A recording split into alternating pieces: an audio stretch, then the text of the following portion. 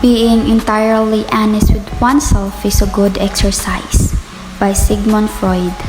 So usually when we want to try to explain a person's personality, we are basing or we are making the points of reference about of his or her past experience, especially on his or her childhood.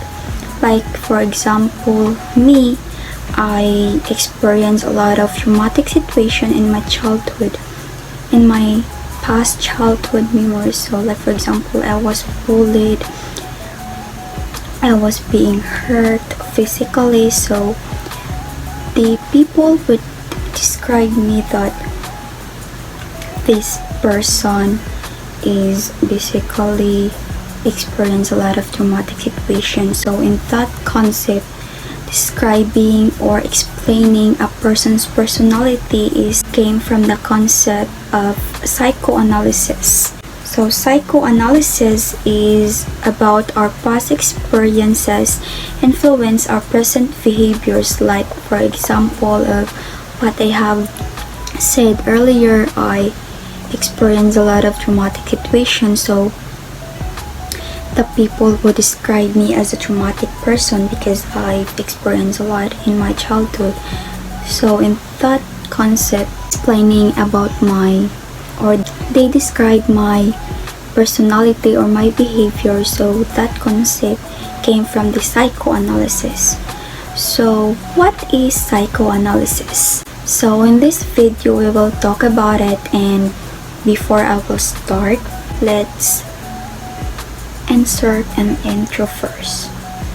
I'm in the original European Inner World Master's Psychoanalysis home office, sitting in a reclining chair where Dr. Sigmund Freud analyzed patients from between 1891 and 1938. A psychoanalyst's couch, like the one Freud's patients lay on in search of relief from inner world turmoil, is stretched out in front of me. I'm writing step 4 to you from Vienna, Austria. Imagine how the Victorian era Viennese public must have reacted when Dr. Freud first introduced the idea to the world that our behaviors are driven by all sorts of things that occurred in our past, and which are often not at all conscious to us in the present. Over 100 years ago, that culture-rattling insight changed the course of history. Foremost, because it changed the way we understand how our self develops. Dr. Freud recognized that we're each exposed to formative experiences and insights, and that although we may have forgotten those important events, they are continuing to inform the moment-to-moment recreation of ourself, and so, how we feel and express ourselves each moment today.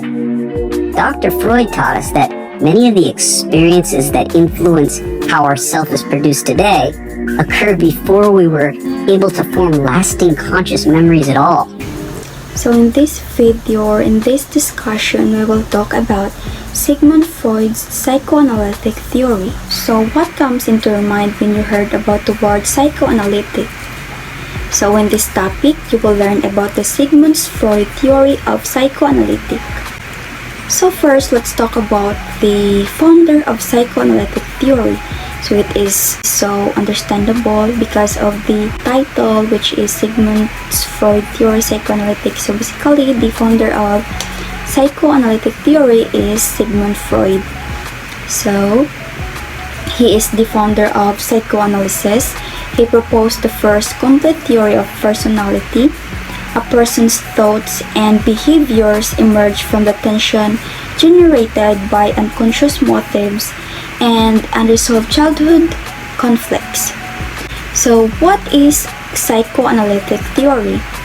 It is the theory of personality organization and the dynamics of personality development that guides psychoanalysis, a clinical method for treating psychology. So the theory of Sigmund Freud it explains how human nature arose in the early 20th century. Humans, according to Freud, are illogical beings ruled by unconscious, irrational thoughts and wants that dominate their lives. He changed the emerging science of psychology by working on developmental phases sexuality, morality, and unconscious. So next is Freud's theory of the mind. From the example of Anna O and similar experience with his own patients, Freud came to the conclusion that there must be a division within the mind, since patients with hysterical disorder were unaware of some of the memories, thoughts, and feelings that emerge under hypnosis. So next is the 3 levels of the mind. So in this topic, Freud developed a topographical model of the mind whereby he described the features of the mind structure and functions. He used the analogy of an iceberg to describe the 3 levels of the mind, which is the conscious, the preconscious or the subconscious, and the unconscious. So Sigmund Freud used the analogy of an iceberg to describe the 3 levels of the minds is because, like an iceberg, Freud believed that there was much more below the surface of our conscious minds than we could see. And like an iceberg, it melts and have different layers as they melt, much like our minds when we go through trauma. After trauma, our minds melt around us and we go through different stages or layers to get back to normal. So in the next topic, Sheena will be the next supporter. She will talk about the 3 levels of the mind, which is the conscious, the subconscious or preconscious, and the unconscious. So we'll give you to her. The first level of the mind is the conscious mind. It consists of all the mental processes of which we are aware, and this is seen as the tip of the iceberg and occupies only 1/10 of our mental life. The ideas, thoughts, and images that we are aware of at any moment of our mental life are said to lie within this upper layer of our mind. There are 4 characteristics of conscious mind: the critical thinking, the logical thinking, the short-term memory, and the willpower. Next is the preconscious, which also known as the subconscious mind. It contains thoughts and feelings that a person is not currently aware of, but which can easily be brought to consciousness. The preconscious is like a mental waiting room, in which thoughts remain until they succeed in attracting the eye of conscious. Thus, in the middle bed or layer of the human mind, there lie all the experiences or knowledge which have been gained or learned by an individual through various types of experiences or training. This is what we mean in our everyday usage of the word available, memory. For example, you are not presently thinking about your mobile telephone number, but now that it is mentioned, you can recall it with ease. The last level of the mind is the unconscious. According to Freud, the unconscious mind is the primary source of human behavior. It acts as the repository or a cauldron of primitive wishes and impulses kept at bay and mediated by the preconscious area. In addition, according to Wilson, it comprises mental processes that are inaccessible to consciousness but that influence judgments, feelings, or behavior. Freud also emphasized the importance of the unconscious mind, and the primary assumption of the Freudian theory is that the unconscious mind governs behavior to a greater degree than people suspect. The unconscious mind contains all sorts of significant and disturbing material which we need to keep out of awareness because they are too threatening to acknowledge fully. The characteristics of unconscious minds are beliefs, creativity, developmental stages, emotions and feelings, habits and addictions, imagination, intuition, long-term memory, and values. Hi everyone, good morning. So we already are done with the discussion about the 3 levels of the mind, which are the conscious, the preconscious or the subconscious, and the unconscious. So now we are going to discuss about the personality components of the mind or the structural parts of the mind. So Freud proposed that the mind is divided into three components. These are the id, the ego, or the superego. So these systems are not part of the physical mind or the brain physically. So for each person, the first to emerge is the id, which is the instinct or the survival part of the mind. Then it is followed by the ego, which is the reality, and lastly by the superego, which is the morality. And to understand all these three components, so let us proceed with the discussion. First, with the id. So what is id? So id is a primitive and instinctual part of the mind that contains sexual and aggressive drives and hidden memories. So it operates on the pleasure principles. So what feels good, do it. Freud says that a child is born with it, and it plays a vital role because it works so that the baby's needs are met. So, for example, a newborn cries. So, to meet the needs of the newborn, or to meet the needs of the newborn is to feed the newborn baby. So, its pleasure is being fed.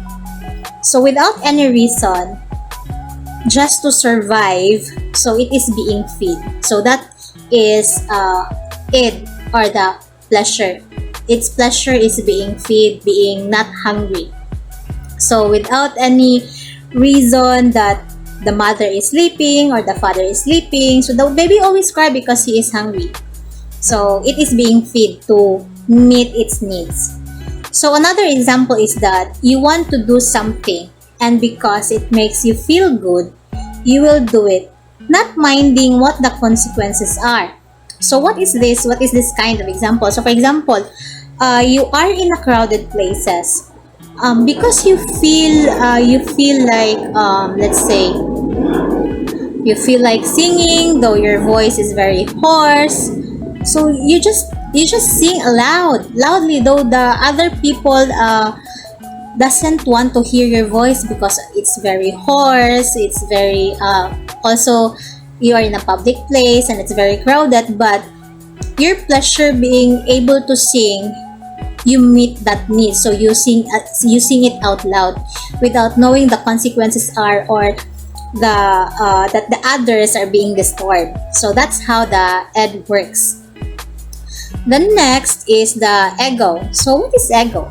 Ego is the part of the id which has been modified by the direct influence of the external world. So it operates using reality principles. Ideally, the ego works by reason, whereas the id is chaotic and unreasonable. And although the function of ego helps the id to meet its needs, it always takes into account the reality of the situation. So going back to our first example, which is a person likes to sing out loud in public even though its voice is very hoarse. So how does the ego works there? So the ego will reason out with the id, like saying, id, your voice is very hoarse. Then this place is public. Then the other people would be disturbed by if you are going to sing. So that's the part there. The ego reasons out with the id that in reality it will become a disturbance to others. So what will id do? What will ego do to meet the needs of the id? So he will reason out with it that when you go home, you can sing it out loud, but not in public. So that's how the ego works. So it reasons out, it gives reason based on the reality. Next is the superego. So superego, it incorporates the values and morals of society, which are learned from one's parents and the others. It reflects society's moral values to some degrees, and the person is sometimes aware of their own morality and ethics, but the superego contains a vast number of codes or prohibitions that are issued mostly and unconsciously in the form of commands or don't statements. So Freud said that a well-adjusted person is the one who has a strong ego, who can help satisfy the needs of the id without going against the superego, while maintain the person's sense of what is logical, practical, and real. So superego represents as the morality of the mind. So it always says what is good and what is bad. So it differentiates the act or the thinking of the person of what is good and what is bad. So going back to our first example again, to the person that wants to sing out loud in the public. So ego is already giving reasons to it that it's not good because it's crowded and it can disturb people. So the superego will say, is it good to sing in public? Is it okay to sing in public while disturbing others? So there, the values or the morality of the person or the superego enters the situation or the scenario. So it explains in this part that as Freud said that a person who has a strong ego can help satisfy the needs of the person, but with the help of the superego, which is asking or telling the morality of the act, if the act is bad or is good. Let's take again another example. There is a kid, a high school kid, whose midterm exam is coming. But the kid is very, very lazy. He doesn't want to study his lessons. He doesn't want to scan his papers, his notes. He doesn't want to read all his books. But he wanted to pass. So the pleasure part there of the mind, or in order for the kid to pass that midterm test, is to in order for the kid to meet his id is to pass, because the instinctive or the survival part of the exam or the test is to pass the test. Now, since he doesn't want to study, the ego enters the scenario or enters the situation. The ego reasons out with the id. If you are not going to study, are you going to pass? If you are not going to study, what will happen to you? I cannot meet your needs if you are not going to study. So the ego reasons out with the id. So and then the ego will say, if you will also not going to study, in order for you to pass the test is to cheat. It's either you are going to cheat personally in your own, or you are going to copy with others. So the superego enters the scenario again, since there is a situation of the good and the bad.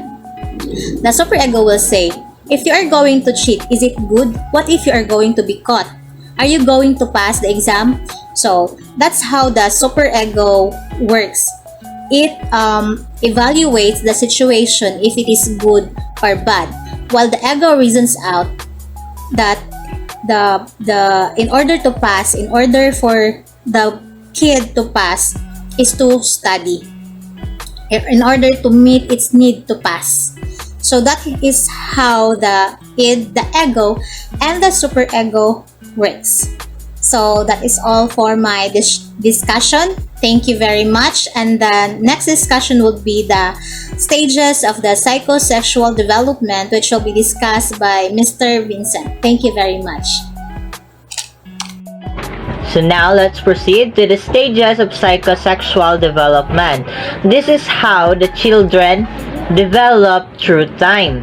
So according to Freud, a person goes through the sequence of 5 stages. So there are 5 stages of how the child will develop. and this will also determine his or her personality in the future, either it is good or bad. The first stage is the oral stage. It occurs during the birth of a child to 18 months. So that is 1 year and 6 months. So during this stage, the child is focused on oral pleasure. Oral pleasure means sucking, diba? Did you notice on the children, most of this age is they're used to suck their thumb. Too much or too little satisfaction can lead to an oral fixation or oral personality, which is shown in an increased focus on oral activities. So, if this is maandan sa mga bata, it may lead to serious habits, like, diba? So, the child may have a strong tendency to smoke, drink alcohol, overeat, or oral aggressive, bite his or her nails, or use coarse words, or even gossip. The next stage is the anal stage. This occurs during the 18 months of a child to 3 years. So the child focuses on pleasure in the anal. So the child finds satisfaction in eliminating and retaining feces. So magtai-tai na diri ang mga bata, 'di ba? Like here in this age na kay magnipo na sila, so there kanang magtai-tai na jud sila. Okay, in terms of personality, fixation during this stage can result in being anal retentive and anal expulsive. So what's the difference between the two?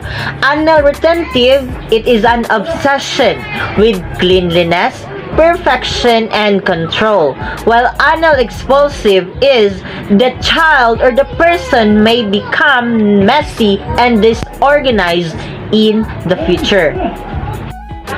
Phallic stage is the third stage. So this happens during ages 3 to 6 years of a child. So this stage, the pleasure or erogenous zone is the genital. So during a stage is Freud believes that the child, both girl and boy, have unconscious sexual desires for their parents. So for the boys, they have sexual desire for their mother, which is called the Oedipus complex. So for the girls, they have unconscious sexual attraction sa ilahang papa. So that is what we call the electro complex. The fourth stage is the latency stage. So this occurs during the age 8 to puberty.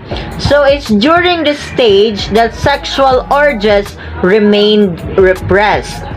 So diba sa previous stage, which is the phallic stage, is naanay unconscious sexual desire ang bata sa ilahang parents. So this sa fourth stage, which is the latency stage, their sexual urges is being repressed.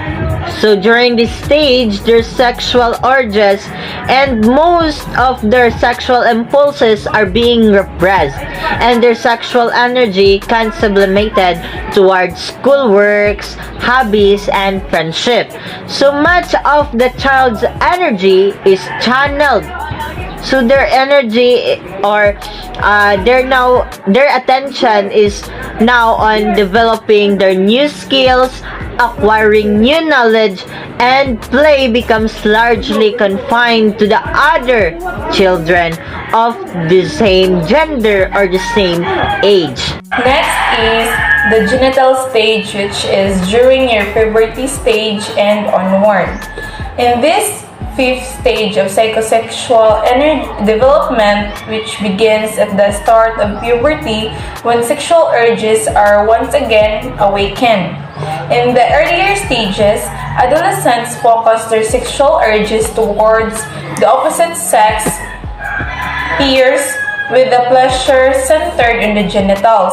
Also, fixation and conflict may prevent this, with the consequence that sexual perversions may develop. Next would be the role of conflict.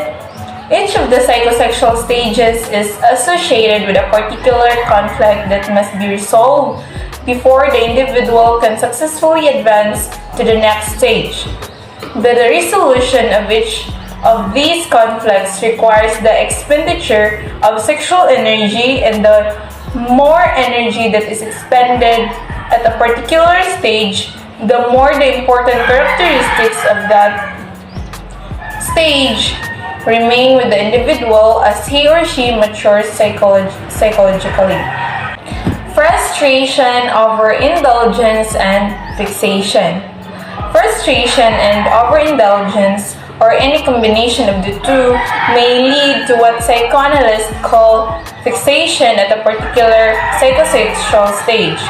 Fixation refers to the theoretical notion that a portion of the individual's libido has been permanently invested in a particular stage of his development. Next would be various psychoanalytical treatment methods on adult, children, groups, and etc. Modified age-specific psychoanalytic treatment methods have been developed, and it includes playing with figurines, toys, and painting that allow a child or adolescent to express what is troubling them.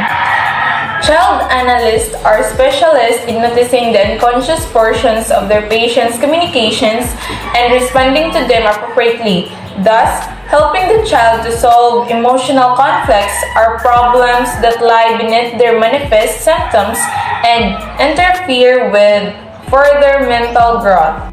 The famed psychoanalyst Sigmund Freud believed that behavior and personality were derived from the constant and unique interaction of conflicting psychological forces that operate on three different levels of the awareness: the preconscious, conscious, and unconscious. He believed that each of these parts of the mind plays an important role in influence behavior. In order to understand Freud theory, it is essential to first understand what he believed each part personality did, how operated, and how three elements interact to contribute to the human experiences. Each level of awareness has a role to play in shaping human behavior and human thoughts. 1. Affection or love. It helps the students to motivate to his life, especially to do his activities very well. 2. Use and instincts. Their utilization in various activities to help the students to utilize and enhance their well-being and talent to do other things and develop their knowledge. 3. Permissive and leniency to gratify the student's value and improve the means of children's life. The others are the child's own will or interest, which is the educator's powerful ally, and positive incentives instead negative ones, rewarding rather than punishment. The process of growth and knowledge acquisition in children is influenced by a number of developmental factors, which includes internal factors like hereditary and maturity, external factors like environmental factors and language.